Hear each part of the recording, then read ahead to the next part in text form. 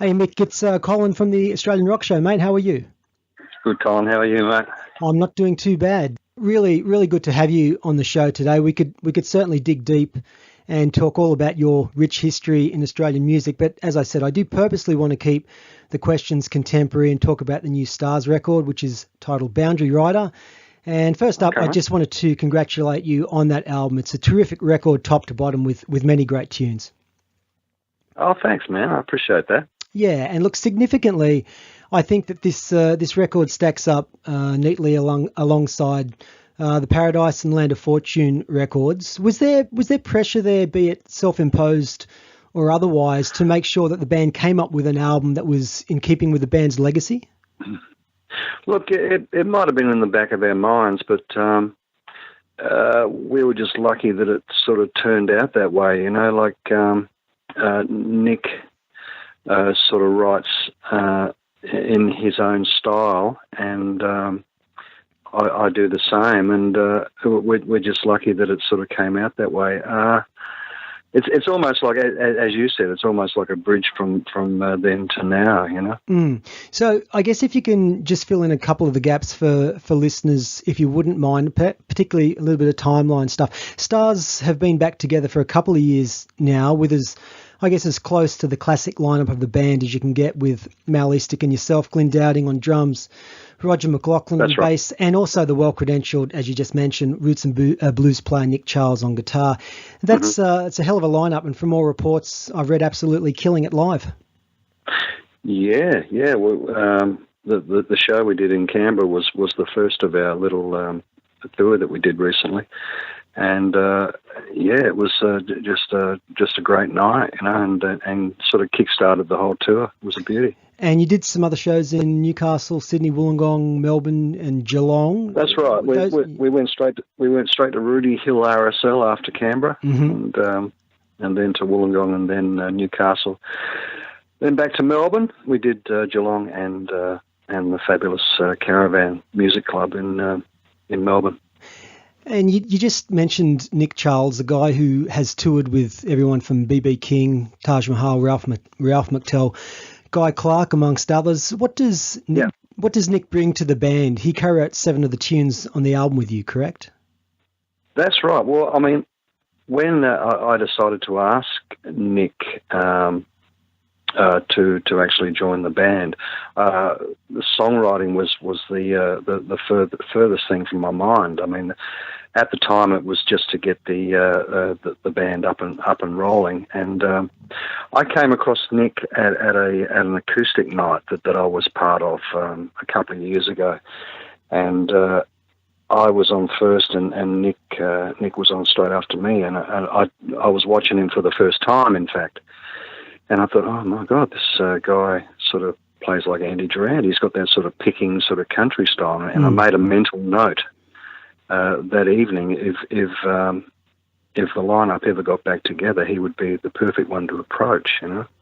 He's a good fit. And that's right. And of course the opportunity did come, and I did ask him, and fortunately he was all for it. Yeah, he understood what stars were all about, Mm. and yeah, he was all for it. And then after that, the songwriting sort of thing was brought to the forefront. Like he sort of approached me with a couple of ideas, and I started putting my ideas to his ideas, and we found that we worked really well together. Mm. So we opened the show with the song Boundary Rider, which is the title track from the album. That hmm song, as I understand, was the last song co-written by Andy Durant and Mal Eastick. Is that correct? What it was it was an unfinished song by Andy. Mm. And I can actually remember back in the day, actually, this is back in the before Andy sort of got too sick to sort of work with the band. I can remember actually having a go at putting that song together. It was obviously not finished at the time, but I do remember sort of running over it at a rehearsal. And it sort of stayed unfinished, and Mal found it amongst Andy's belongings amongst his recordings and sort of unfinished material. So Mal took the song. This is well after Andy passed away. Mal took the song and basically finished it, and he ended up recording it himself on one of his solo records. And I guess lyrically, there's a lot going on in that song, from the fall of the Berlin Wall to the demise of a certain Australian way of life. There's a line in there that says, "Boundary rider, ride your line, it's open season on all your kind." Can you expand on the themes in that song? Oh, that's a bit of a tough one for me. I mean, the song could mean a lot of things. Yeah. Politically to a lot of different people. I mean, obviously there's the migrant thing going on in there as well. Mm. With the taking a child and from across the line. Basically from across the ocean. So there's that thing going on as well. Basically it's a song.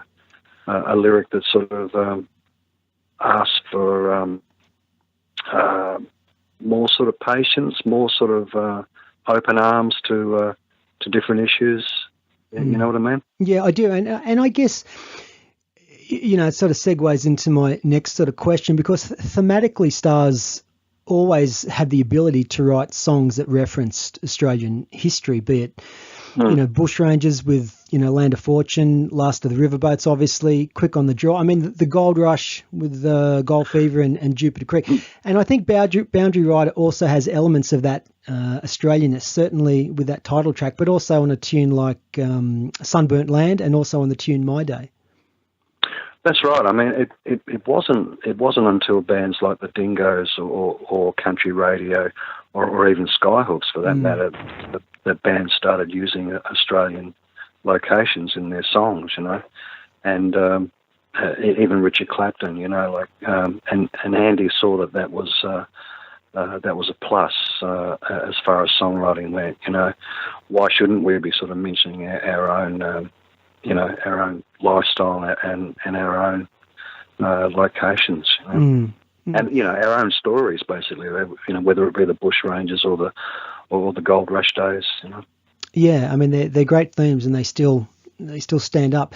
I just want to make mention of the Mal and Andy Durant songs that were re-recorded for the album, including "Living a Lie" and "Jive Town," both of which appeared on 1980's 1157 LP, and also "Pick Up the Pieces" from the Memorial Concert LP, all of which sound contemporary, even though they were written 30-something years ago. So again, that's, I guess, further testament to the quality of Andy's songwriting.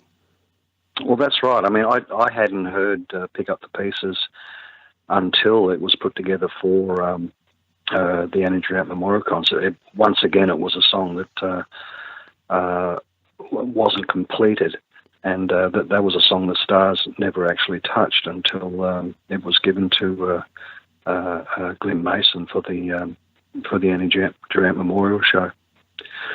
As was, a song like "Solitaire" that Ian Moss sang. That I do vaguely remember touching on that at one Stars rehearsal. But that was another one that sort of Mal sort of held close to his chest, kind of thing, from Andy's tapes and songwriting books and whatnot. Is there much of Andy's material left in the vaults? Not that I know of. I know that Mal does have quite a lot of his stuff, and I'm sure if there was any other songs that would suit Stars, he would certainly bring them forth. But I think those ones in particular were the ones that stood out mainly for Mal. Okay. Look, while we are sort of talking about it, let's cut to that track, and we'll get the listeners to have a listen. From the Boundary Rider LP, this is Stars with "Pick Up the Pieces." Now, of the tunes you penned with Nick Charles, I just wanted to talk about a couple of those, if I may, being "A Place in Your Heart" and "My Date," both super catchy, super melodic tunes that in an ideal world the broader population should be hearing on commercial radio. These are great songs. How you touched upon this before, how do you and Nick write together? What's the process been for you? Well, for those two songs, I basically came up with the basics for both of those songs. I came up with the words and the melodies, and I just gave them to Nick to basically edit. He came up with some fancy chords to put in there, and he sort of did a bit of editing on the lyrics, and that's how we work with those. And he does the same with me. He'll come up with an idea and give those ideas to me to add to and to edit as well. So it's almost like the way Elton John and Bernie Taupin work. Elton John will come up with a piece of music and he'll throw it at Bernie Taupin, or vice versa. Bernie Taupin will come up with a lyric and throw it at Elton, and they'll work on it by themselves, and then they'll get together at the end and piece it together. And that's pretty much the way Nick and I have been doing it, and it works really well. I love working that way, and I can't say I've been a prolific writer over the last 40 years at all, and it's really taken someone like Nick to come along and sort of almost open a floodgate for me. I mean, we've got 10 songs ready for the next album, Oh, really? Okay. Yeah. Nick and I are just about to go into the studio and just do some demos so that we can give it to the other guys so that they can work up their parts, So, we hope to have another one out next year. Wow, that's great news. And look, we'll just talk a little bit about Time Stand Still, which is the album opener. That's, I guess, intentionally autobiographical, telling the story, the history of Stars. Was that an easy song to write, trying to capture the entire history of the band into a 4-minute song? You'd have to ask Nick that, because he actually came up with the song almost fully formed. That was the first song that he offered to us, or to me, and it was basically the Ballad of Stars. He knew the history of the band, and with our conversations together, he sort of pieced it all together. And one day came up to me and said, "Well, what do you think of this?" And I took a hold of it, learnt the chords, and played around with his basic melody, and I came up with the melody that you hear on the record. The actual vocal lines. So that's how it became a co-write. But basically, Nick came up with the song almost fully formed. It's a fantastic song. It's very evocative. Well, that's right. I mean, that's the one that really made us think, hey, maybe there could be a future here with Stars as a continuing recording band, And I guess, Nick aside, I also want to make mention of Glyn Dowding and Roger McLaughlin's playing, both exceptional players. And of course, Mal Eastick's playing on this record is enthralling. I don't think I've heard him sound better. The phrasing, his tone, which is his tone, the finesse. Yeah. He really plays his heart out on this record. If you listen to a tune like My Day, where his guitar is almost singing. It's like it was a strange way of the recording process as far as Mal's input goes was really sort of done differently here. I mean, usually the whole band will go in and record the songs. What happened was, because of logistics. I mean, Mal lives up in far New South Wales, up in Yamba, just near the Queensland border, and we're obviously all down in Victoria. So the way we did it was we started recording the rhythm tracks here in Melbourne at a place called Toyland over in Northcote, and we did all the rhythm tracks, sent them over to Mal, and said, "Right, Mal, you got a couple of weeks to sort of get your stuff together and learn these songs and get some parts happening for them." So he said, okay, no worries, no pressure. And he came down a few weeks later to do his parts. And when he came down, that's the only recording that we had left to do, just his parts. Oh, okay. So he sat in the studio and started laying down these fantastic lead parts, and we did a whole lot of them. Like there were quite a few takes in each song, and we just pieced the best parts together at the editing stage. And the guy we were using as an engineer and almost a producer, Adam Kalitsis, he's an absolute genius at just remembering, what was a good take and what takes would go together well. And he just got it spot on each time, and but at the same time, I mean, Mel did some fantastic work, Yeah, and I think there's other tunes on the record that we sort of haven't talked about today, such as Wilderness, Mixed Dream, or the Blues Lament of Drinking Alone. I do think, though, top to bottom, it's a very complete record. And I think if listeners haven't heard it, what they need to do is to go and get a copy of it, which it's out now. It's on vinyl as well, available from all retail stores, various online stores, as well as the band's official website, which is starsofficial.com. Mick, what are the band's plans for the future? More touring? Yeah, we got some good things happening at the start of next year. We're doing the Port Fairy Festival. In March? We're doing... in March, yeah. We're doing 2 shows there. We're doing the Friday show on the big stage and the Saturday show on the big stage, so we're looking forward to that. And we're also doing the Brighter Days Festival that same weekend, so we're going to be pushing it a bit.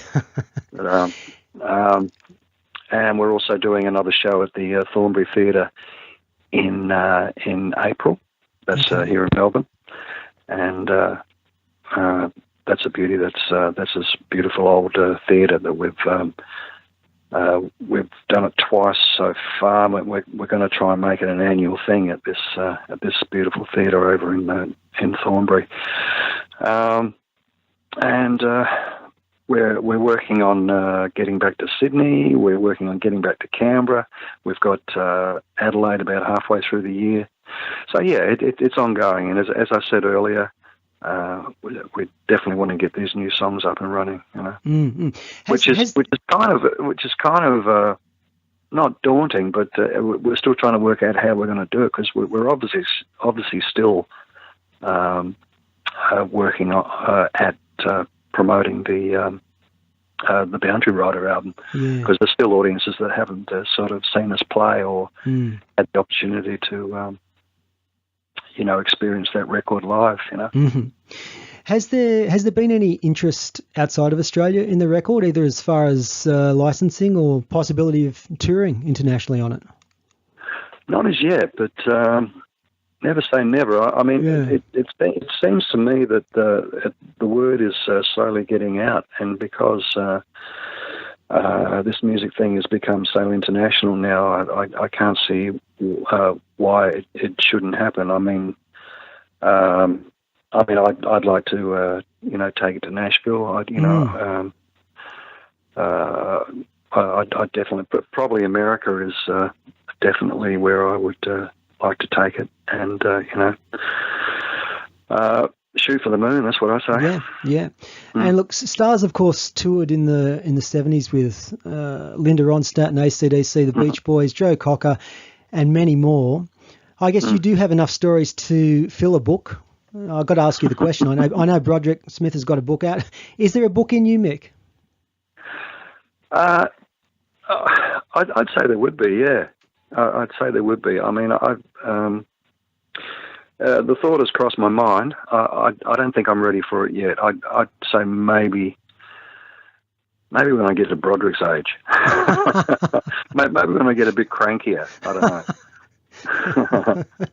Well, look, I mean, it's I think I just wanted to thank you for coming on the show today, and also to thank you for your incredible contribution to Australian rock and roll over many, many years. We haven't talk today about your solo work or the Ideals or the Spaniards, yet the bottom line is that thousands of people still continue to listen to the great rock and roll that you've made, particularly with Stars, and more importantly, continue to make. And I think that's exciting.